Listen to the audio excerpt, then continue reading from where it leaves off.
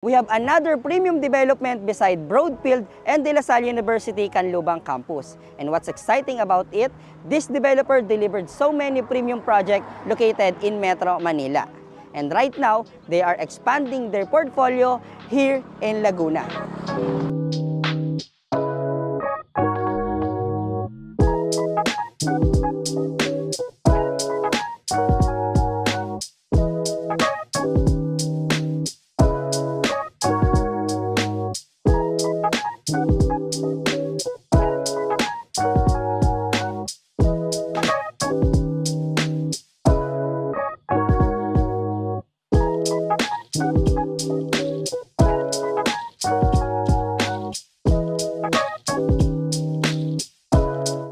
Kapag sinabi nating Metro Santa Rosa Development, unang pumapasok sa isip natin is Nuvali, which we all know the largest development of Ayala